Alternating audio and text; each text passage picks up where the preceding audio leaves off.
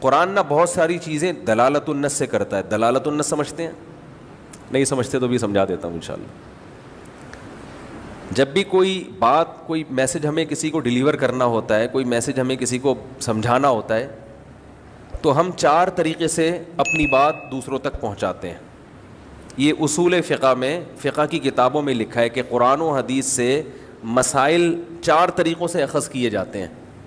سمجھ رہے ہیں؟ جن لوگوں کو یہ اصول فقہ نہیں آتے ہیں نا، وہ بیچارے علم سے کیا ہوتے ہیں؟ فارغ. ان کو یہ نہیں پتا کہ کسی کے کلام سے کس کس طریقے سے بات کو سمجھا جاتا ہے. ایک ہوتی ہے عبارت النص.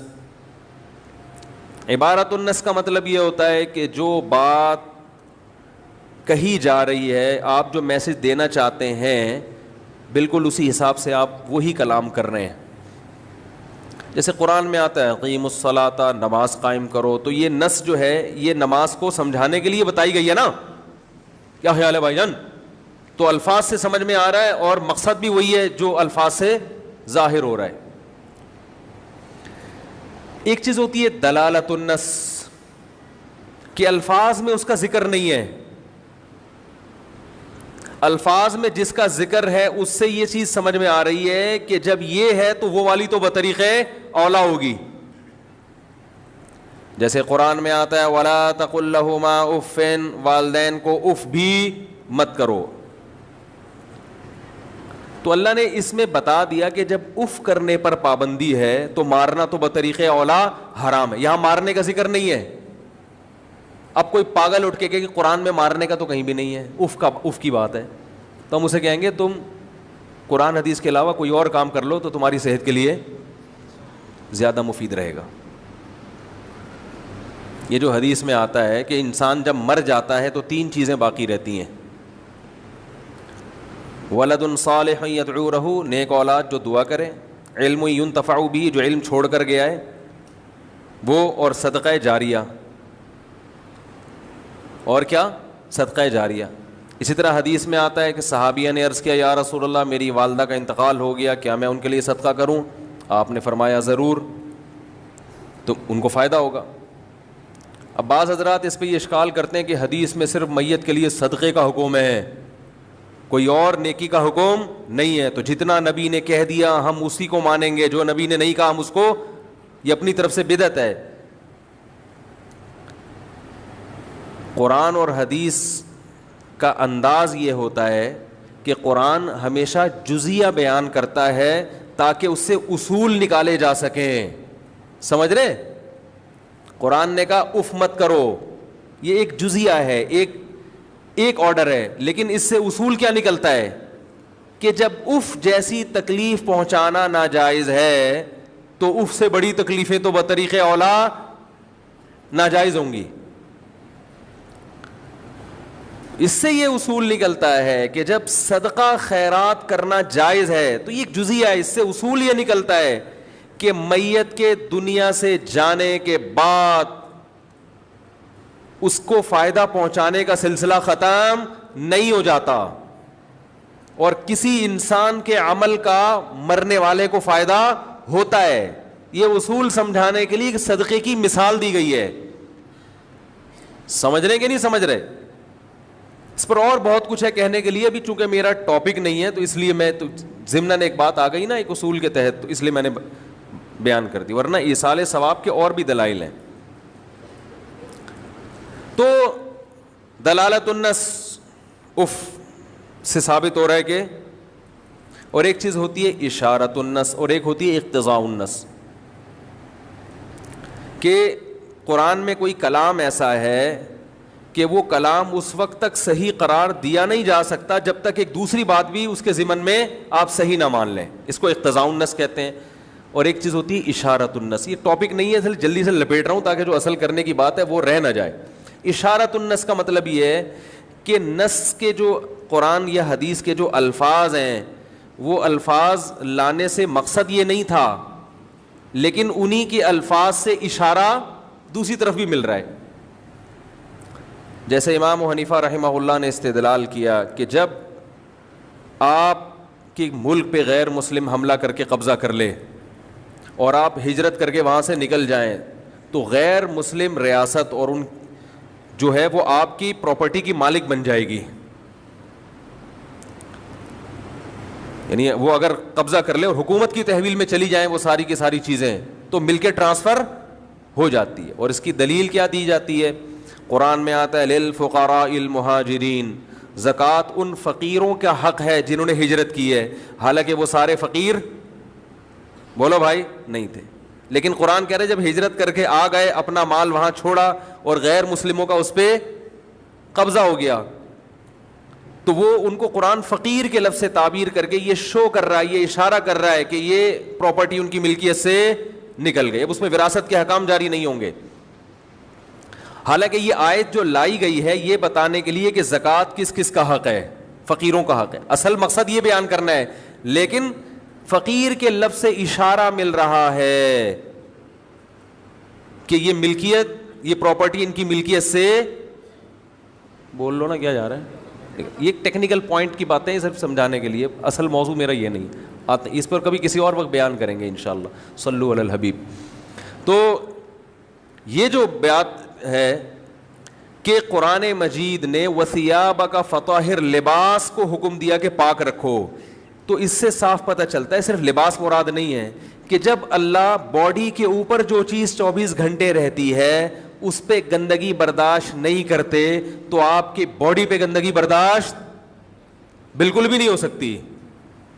اسی آیت سے علماء نے استدلال کیا ہے کہ جسم کا پاک رہنا بھی ضروری, اور اسی سے صاف ہوتا ہے کہ جب جسم کی کھال پر گندگی برداشت نہیں ہے, جو باہر کا حصہ ہے, تو انٹیریئر پہ گندگی برداشت کیا ہو گیا, اندر گندگی ڈالنے کی کیسے اجازت ہوگی؟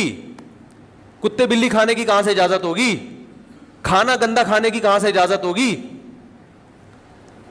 یہ جو کتابوں میں لکھا ہے فقہ کی کہ جانور کی 7 چیزیں حرام ہیں, ناجائز ہیں, اس پہ بھی بعض لوگ اعتراض کرتے ہیں یہ حنفیوں نے اپنی طرف سے نا ایک حلال کو حرام کر دیا. ان 7 چیزوں میں خصیتین بھی ہیں, جانور کی پیشاب گاہ بھی ہے اور رسولی بھی ہے. بھائی یہ اسی وجہ سے فقہاء نے اس کو ناجائز قرار دیا ہے کہ یحرم علیہم الخبائث, نبی کا ایک وظیفہ یہ بھی تھا کہ وہ خبیث چیزوں کو حرام کر دیں گے. تو اب ہر چیز میں انگلی پکڑ کے نہیں بتایا جائے گا یہ حلال ہے یہ حرام ہے, کچھ چیزیں تو بتائی جائیں گی, کچھ اصول اور ضابطے بتا دیے جائیں گے. جو جانور کے رسولی نکلتی ہے وہ گندا گوشت ہوتا ہے جو پھوڑے کی شکل میں آتا ہے, اس پھوڑے کو کھانے کے لیے الگ سے حدیث کی ضرورت نہیں ہے کہ پھوڑا کھانا حرام ہے جانور کا, سمجھ میں آ رہی ہے بات؟ اس کے لیے اتنا کافی ہے کہ وہ گندا گوشت ہے, وہ غلیظ ہے.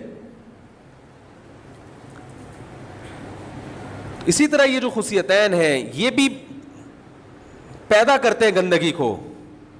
گردے جو ہیں وہ پیشاب کو فلٹر کر کے نکال دیتے ہیں, گردے پیدا نہیں کرتے گندگی, جبکہ یہ سے پیدا ہوتی ہے گندگی, الگ نہیں کیا جا سکتا گندگی کو اس سے. اسی طرح یہ جو پیشاب گاہ ہے یہ بھی کوئی ایسی چیز نہیں ہے جو انسان کھائے, یہ سلیم الطبع انسان اس سے نفرت کرتا ہے. اب اس پہ دلیل ہم سے مانگتے ہیں قرآن میں کہاں لکھا ہے, حدیث میں کہاں لکھا ہے؟ بہت سی چیزیں حدیث میں ہوتی ہیں, اس کے لیے تفقہ چاہیے, بصیرت چاہیے. پھر بھی اگر آپ نہیں مانتے تو کم از کم طنز تو نہ کریں میرے بھائی, کھائیں آپ, دیگ بنا کے کھائیں آپ, دعوت کریں لوگوں کی کہ بھئی آج ہم نے یہ چیز پکائی ہے, تو طنز نہ کریں. آپ کہیں گے میں بھی تو طنز کر رہا ہوں, تو میں جواب میں طنز کر رہا ہوں کہ جب فقہا پہ طنز ہوگا, مجتہدین کو بیوقوف قرار دیا جائے گا, تو پھر لا يحب اللہ الجہر بالسوء من القول الا من ظلم, اللہ بری بات کو پسند نہیں کرتے لیکن جس پر ظلم ہوا وہ دفاع میں کہہ سکتا ہے. اختلافی مسئلہ ہے, بعض مجتہدین کہتے ہیں حلال جانور کی سب چیزیں حلال ہیں, تو ٹھیک ہے ان کی رائے ہے, وہ بھی قابل احترام ہمارے لیے. لیکن اگر امام حنیفہ نے کہہ دیا کہ یہ چیزیں حلال جانور کی بھی حرام ہیں, ناجائز ہیں, تو آپ ابو حنیفہ پہ طنز نہیں کر سکتے, اس لیے کہ آپ کی مینٹل اپروچ وہاں تک پہنچی نہیں ہے. تو آپ یہ کہہ دو بھائی میں ابو حنیفہ کو نہیں فالو کرتا, تو ٹھیک ہے, جو شافعی مسلک کو فالو کرتے ہیں وہ بھی ہمارے بھائی ہیں, وہ ہم پہ طنز نہیں کرتے, ہم ان پہ طنز نہیں کرتے. لیکن جو طنزیہ اسٹائل ہے نا, یہ جہل مرکب کی دلیل ہے. یہ اس کی دلیل ہے کہ آپ جاہل بھی ہیں اور آپ کو یہ پتہ بھی نہیں ہے کہ آپ جاہل ہیں. سمجھ رہے؟ کم سے کم پتہ تو ہوگا مجھے نہیں آتا کچھ. تو جب لباس کو پاک رکھنے کا حکم تو باڈی کو اس سے زیادہ اور انٹیریئر جو ہے وہ اس سے بھی زیادہ, تو اس میں کوئی مشکوک چیز بھی نہ جائے جس کے, تبھی امام حنیفہ نے اس کو حرام نہیں کہا, مکروہ تحریمی, ناپسندیدہ. تحریمی کا مطلب غلط, چھوڑ دو, لیکن ایسا حرام نہیں ہے جیسے سور اور کتا حرام ہے, کیونکہ اس میں اختلاف ہے. تو ہم بھی کہتے ہیں مکروہ ہے بھائی کھانے کے لیے, اور تم کٹاکٹی جا کے کھا رہے ہو کم وقتوں, معذرت کے ساتھ, تم اور کھانے کے حلال چیزیں کم ہیں دنیا میں. کٹاکٹ میں دونوں قسم کے آتے ہیں, وہ والا کٹاکٹ, تو کچھ اور بھی تو کھا سکتے ہو. تو یہ, اور اس پہ بہت دلائل ہیں, لیکن وہی بات ہے ٹاپک ہی چینج ہو جاتا ہے, پھر میں الگ ہی ٹریک پہ چل نکلتا ہوں.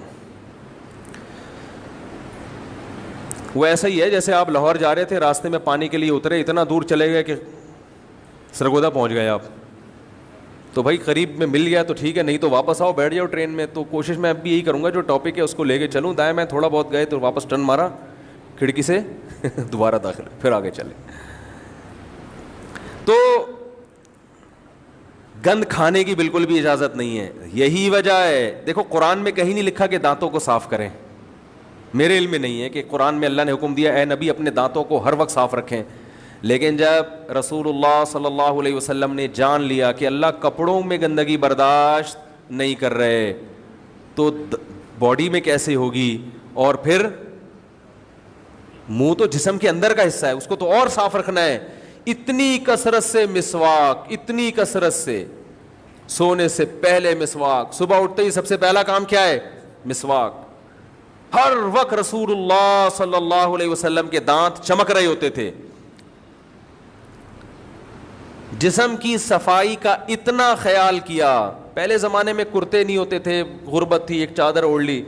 جب بھی آپ صلی اللہ علیہ وسلم کوئی بہت اہم دعا کے لیے ہاتھ اٹھاتے ہیں نا خطبے کے دوران, تو صحابہ کہتے ہیں کہ حتی یرا بیاض ابطیہ, کہ ہم نبی صلی اللہ علیہ وسلم کی بغل کی سفیدی دیکھ لیتے تھے. اس سے معلوم ہوتا ہے کہ آپ صلی اللہ علیہ وسلم بغل کے بال ہمیشہ صاف رکھتے تھے, کیونکہ اگر اس میں بال ہوں گے آپ جتنی بھی صفائی کر لیں فوراً پسینہ آ کے وہ پسینہ بالوں میں اٹک جائے گا, اس سے جرم پیدا ہوتے ہیں, جراثیم پیدا ہوتے ہیں. کتنا خیال کیا جا رہا ہے اپنے بغلوں کو صاف رکھنے. آج اگر آپ کسی سے کہیں بھائی یوں کر کے ہاتھ اٹھا کے دعا مانگو, قمیض نہ پہنی ہوئی اس نے, کہے گا کچھ اور کام کہہ لو میرے بھائی, کیونکہ ابھی 6 مہینے پورے نہیں ہوئے. میں 6 مہینے بعد صفائی کرتا ہوں, ابھی 6 مہینے پورے بولو بھائی نہیں ہوئے.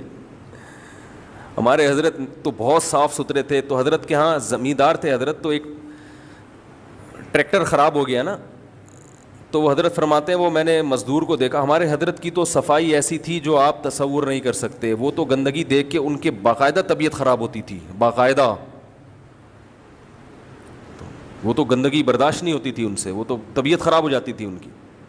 ہم کہتے تھے انہوں نے زندگی گزاری کیسے ہے. لدھیانہ کے تھے, پنجاب, انڈیا کا پنجاب, وہاں سے ہجرت کر کے, ہم نے کہا وہ کیسے زندگی گزار, پتہ چلا پورا خاندان ہی ایسا تھا, پورے خاندان میں یہ صفائی. تو وہ فرماتے ہیں کہ ایک دفعہ میں نے دیکھا وہ مزدور جو ہے وہ ٹریکٹر کے نیچے گھسا ہوا ہے اور صفائی کر رہا ہے, تو حضرت کی نظر اس کی بغلوں پہ پڑ گئی. اس بیچارے کی شامت آ گئی. تو حضرت اس کا نقشہ کھینچتے تھے کہ کھٹمل اور جوئیں کبڈی کھیل رہے تھے. زیادہ ہو گئی لیکن یہ کہ جو بھی تھا, یعنی اتنے جراثیم تھے کہ ایسا لگ رہا تھا کہ کھٹمل اور جوئیں کبڈی کھیل رہے ہیں, بس یہ رہ گیا. تو سب سے پہلا حکم قرآن میں کیا نازل ہوا, رب کی کبریائی کے بعد کپڑوں کو, لباس کو پاک رکھو, پاک رکھو اپنے لباس کو. وَثِيَابَكَ فَطَهِّرْ وَالرُّجْزَ فَهْجُرْ, فرمائی یہ ظاہری گندگی بھی چھوڑ دو اور باطنی گندگی, بت پرستی, انسان ہو کے پتھروں کے سامنے جھکتے ہو, چھوڑ دو اس کو. نبی نے تو بت پرستی پہلے سے چھوڑی ہوئی تھی نا بھائی, کیا خیال ہے. تو اس سے صاف پتہ چل رہا ہے کہ نبی کے توسط سے اصل میں امت کو بتایا جا رہا ہے. تو اس سے پتہ چلا کہ نبی صلی اللہ علیہ وسلم کو جو پہلا حکم دیا جا رہا ہے لباس کو پاک رکھو, وہ بھی اصل میں نبی کو نہیں دیا جا رہا, نبی کے توسط سے کس کو دیا جا رہا ہے؟ امت کو. امت کو بتا دیں یہ آیتیں. نبی تو پہلے سے صاف ستھرے رہے, آپ کی تو مزاج میں صفائی تھی. ہمارے نبی کے مزاج میں, جس کے مزاج میں صفائی ہوتی ہے اس کو خوشبوؤں سے محبت بھی ہوتی ہے. خوشبو سے محبت دو وجہ سے ہوتی ہے انسان کو. ایک اس لیے کہ اس میں بدبو اتنی ہوتی ہے کہ اس کو چھپانے کے لیے خوشبو چاہیے ہوتی ہے. ایک کنٹری ہے, اس کی صفائی بہت مشہور ہے, بہت صاف ستھرے لوگ ہوتے ہیں وہاں پہ, بڑی نفیس قوم ہے وہ, غیر مسلم ریاست ہے. ہمارے ایک رشتہ دار گئے وہاں پہ, کہہ رہے میں نے سنا تھا یہ لوگ بہت دنیا میں نفیس قوم ہے نا, بہت نیٹ اور کلین ہوتے ہیں یہ لوگ, اور خوشبوئیں بڑی مشہور ہیں. کہہ رہے جب میں وہاں گیا تو پتہ چلا کہ ان کی خوشبوئیں اس لیے مشہور ہیں کہ ان کی بدبو بڑی مشہور ہے. غیر مسلموں کی صفائی میں ظاہری صفائی کا تو بڑا اہتمام ہوتا ہے, باڈی کا اتنا خیال نہیں کرتے وہ لوگ. کہہ رہے پتہ چلا یہ ان کو کیا بدبو اتنی ہے, منہ صبح اٹھ کے منہ نہیں دھوتے ہے بھائی, تو منہ سے بدبو آ رہی ہوتی ہے تو ماؤتھ اسپرے ایسے کیا نکل لیا. نہاتے نہیں ہیں تو پسینے کی بدبو, اور کھاتے بھی سور کتے اس کی اور الگ سے بدبو, وہ باڈی میں وہ بھی بدبو بھی تو آ جاتی ہے نا. کتا پن تو آئے گا جب آپ کتے کھاؤ گے, تو اس کے لیے الگ اسپرے. مجھے لوگ گفٹ کرتے ہیں جا کے باڈی اسپرے, ماؤتھ اسپرے.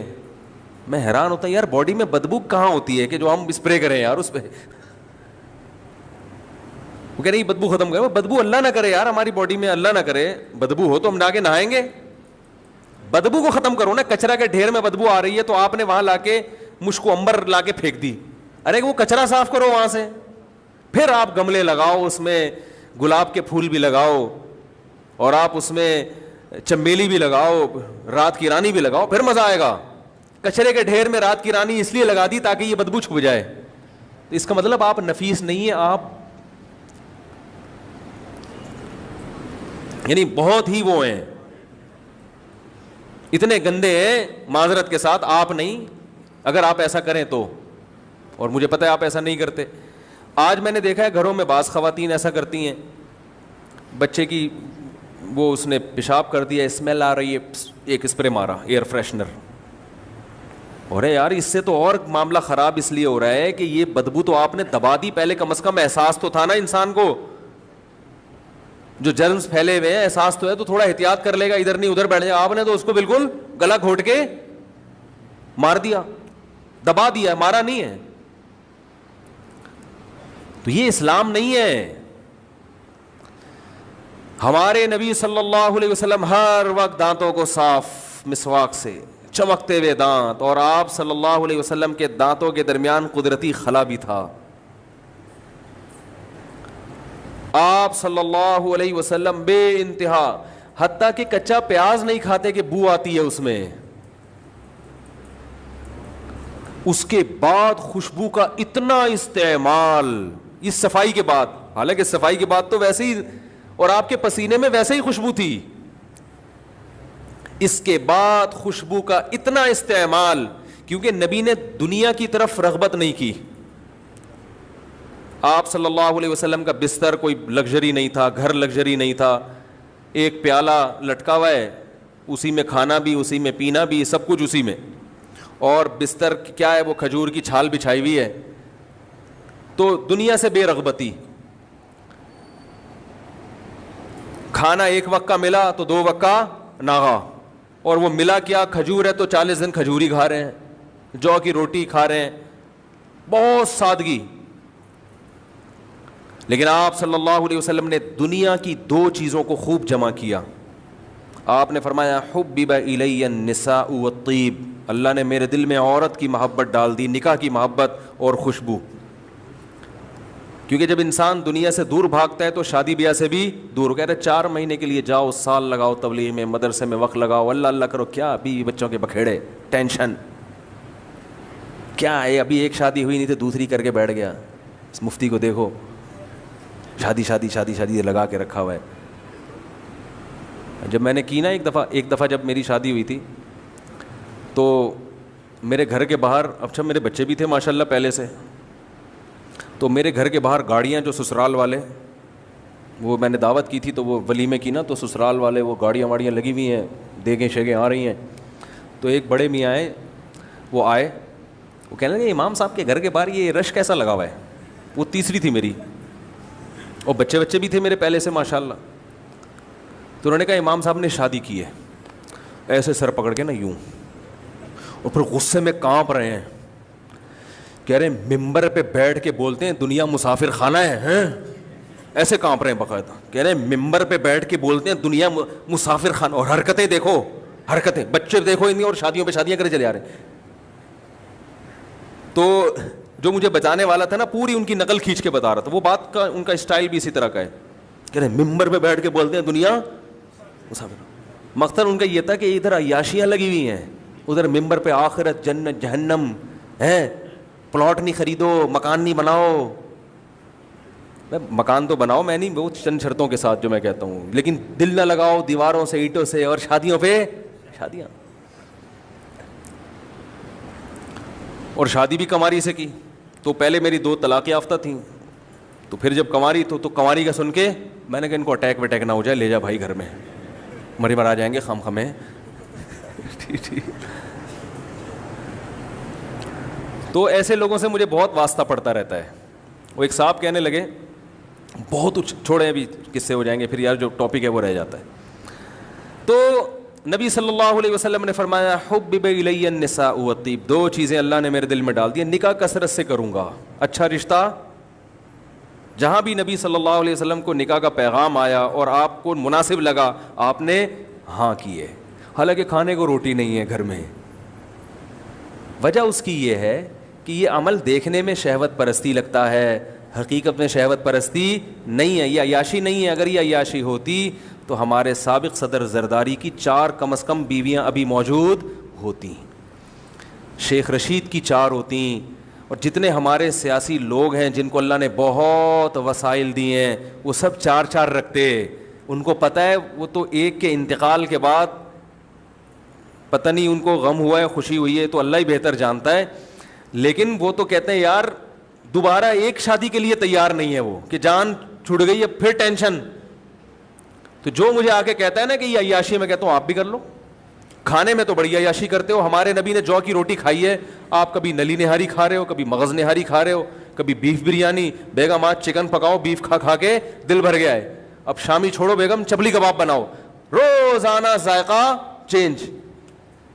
تو عیاشی کا شوق تو میں نے کہا آپ کو بھی, آپ بھی کر لو بھائی. تو پتہ ہے کہ یہ عیاشی بولتے کیوں نہیں بھائی, نہیں ہے. پہلے سسرال سے پٹو گے, جب دوسری کرو گے, جب تیسری کرو گے پچھلے دونوں مل کے کوٹیں گے. آپ کی ارننگ ساری بیوی بچوں پہ خرچ ہو جائے گی, سمجھ رہے ہو. اور پھر بیگم کے ساتھ سالے بھی جہیز میں ملتے ہیں, سسر بھی ملتے ہیں, ساسیں. ایک ساس افورڈ کر سکتے ہو بتاؤ مجھے, دل سے بتاؤ. جو آدمی 4 ساسیں افورڈ کرے, 3 ساسیں 4 ساسیں افورڈ کرے, تو اس کا حوصلے کو تو سلام کرنا چاہیے. صحیح بتا رہا ہوں, تو کر کے دیکھ لو پتہ چل جائے گا. تو ہمارے نبی کو اللہ نے ان کے دل میں نکاح کی کثرت کا شوق ڈالا. یہ چیز مسلمانوں کو سمجھ میں نہیں آتی, غیر مسلموں کو سمجھ میں آئی ہے جو عقل مند ہیں. ایک ہندو نے لکھا ہے کہ محمد صلی اللہ علیہ وسلم نے یہ کام اس لیے کیا تاکہ آپ کی عورتوں کو مستقبل میں نکاح کی, آپ کی نسل میں جو عورتیں پیدا ہو رہی ہیں نا, جو آپ کی امت میں, ان کو مستقبل میں نکاح میں مشکلات نہ پیش آئیں. ہر عورت کی شادی ہو جائے, بیوہ کی بھی, کنواری کی بھی, طلاق یافتہ کی بھی. ہندو کی سمجھ میں آ گیا, مسلمان کی سمجھ میں نہیں آ رہا. سمجھ رہے؟ خیر, دوسری چیز آپ صلی اللہ علیہ وسلم کو پسند تھی خوشبو. یہ بھی نفاست ہے کہ بدبو بالکل بھی نہیں ہے, پسینے میں بدبو نہیں ہے. اس کے باوجود آپ خوشبو کا استعمال اتنا زیادہ کیا کرتے تھے. انس ابن مالک کہتے ہیں کہ ہمیں رسول اللہ صلی اللہ علیہ وسلم کے گھر سے نکلنے کا علم خوشبو کے جھونکوں سے ہوتا تھا. حرکت کرتے تھے تو خوشبو آتی تھی, جس سے پتہ چلتا تھا. نبی صلی اللہ علیہ وسلم جس گلی سے گزر کے جاتے تھے نا, تو وہاں خوشبو محسوس ہوتی تھی. صحابہ کہتے ہیں ہمیں اندازہ ہو جایا کرتا تھا کہ آپ صلی اللہ علیہ وسلم یہاں سے گزرے. خوشبو سے مجھے یاد آیا کہ مجھے خوشبو ہدیہ نہ دیں اللہ کا واسطہ. خوشبو ہر انسان اپنی مرضی کی لگاتا ہے, اور ہدیہ تو چلو دے دیا تو ٹھکانے لگا دے گا آدمی, زبردستی لا کے لگا نہ دیا کریں, کیونکہ پتہ نہیں کس ٹائپ کی خوشبو آ رہی ہے, دماغ میں چڑھ جاتی ہیں, آدمی بے ہوش ہونے کا دل چاہ رہا ہوتا ہے کہ اللہ تھوڑی دیر کے لیے اگر بے ہوش ہو جاؤں تو کم از کم. بھائی ہر آدمی کا اپنا مزاج ہوتا ہے خوشبو میں, سمجھ رہے کہ نہیں سمجھ رہے؟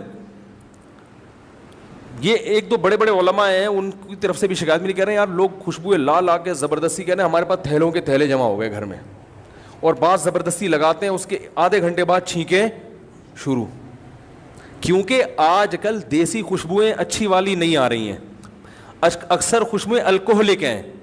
الکوہلک خوشبو جائز ہے استعمال, مگر یہ باڈی کو نقصان پہنچاتی ہے. الکوہل جب آپ کے ناک میں جائے گی تو وہ بھی کیا کرے گی, یقین نہ آئے الکوہلک خوشبو آپ اپنی گھڑی پہ لگائیں, تھوڑی دن میں دیکھیں گے چند دنوں میں گھڑی کا جو کلر ہے وہ خراب ہو جائے گا. نہیں آ رہی بات سمجھ میں؟ تو یہ الکوہل جو ہے نا یہ نقصان دیتا ہے, میٹل کو نقصان دیتا ہے, باڈی کو نقصان دیتا ہے, اس سے الرجی کا خطرہ ہوتا ہے. تو میں الکوہلک خوشبو استعمال نہیں کرتا. اس کا آلٹرنیٹ ہے دیسی. دیسی اتنی تھکی ہوئی آ رہی ہیں, نیمبو نچوڑا, اس میں 2-4 پپیتے کا رس نکال کے لچوڑ کے اس کو بنا کے, تو وہ دیسی خوشبو جو ہے نا وہ پھر اوریجنل ملنا بڑا مشکل ہوتا ہے. سمجھ رہے ہیں کہ نہیں سمجھ رہے بھائی؟ تو الکوہلک نہ ہو لیکن ہو اچھی, تو یہ تھوڑا مشکل کام ہے, تو آپ اس مشکل میں نہ پڑیں. ٹھیک ہے ٹھیک ہے جی. نہیں میں نے نہیں کہا کہ میں تحفے طائف سے انکار کرتا ہوں, جتنے تحفے دینے سبحان اللہ. ہاں خوشبو میں آگے پارسل کر دیتا ہوں کہ میں گھر میں رکھتا نہیں, میں گھر میں چیزیں جمع نہیں کرتا, کوئی چیز میرے استعمال میں نہیں آ رہی فوراً پارسل, اور اگر استعمال کی ہو لیکن 1 سال تک استعمال نہیں ہوئی تو وہ بھی پارسل. اس کی سزا ہے کہ 1 سال تک یہ چیز استعمال میں نہیں ہوئی تو اب نکالو, صدقہ کرو, کیوں استعمال نہیں کی. یہ اس پر انشاءاللہ کبھی بیان کروں گا کہ گھروں میں چیزیں جمع نہ کر کے رکھیں. تو خیر جلدی سے بات کو سمیٹتے ہیں میرے بھائی. یہ نفاست تھی محمد صلی اللہ علیہ وسلم کی, بہترین خوشبو کا استعمال, اور اتنا جسم صاف, دانت صاف, اور آپ صلی اللہ علیہ وسلم صحابہ کو سکھا رہے ہیں صبح اٹھتے ہی بالٹی میں ہاتھ مت ڈالو, ہو سکتا ہے ہاتھ گندا ہو تمہارا اور وہ پانی خراب ہو جائے. اتنی چیزیں سکھائی جا رہی ہیں, لیکن جب مسلمان کو عملی زندگی میں دیکھا جاتا ہے تو محرم کے ماتم میں ماسٹر ہوگا وہ. اب تو گولیوں سے ماتم شروع ہو گیا, باقاعدہ کلاشن کوفیں نکلنے والی ہیں, بم دھماکے نہ شروع ہو جائیں گی کہ ہم نے خود کروایا ماتم میں. اللہ معاف فرمائے سب مسلمانوں کی اور انسانوں کی, اور ہمارے ملک کے لوگوں کی خاص طور پر اللہ حفاظت فرمائے. تو پھر ربیع الاول میں سب کچھ شروع ہو جائے گا. یہ سب کچھ جو ہوتا ہے ساری دنیا دیکھتی ہے, مسلمان عمل کو فوکس نہیں کر رہا,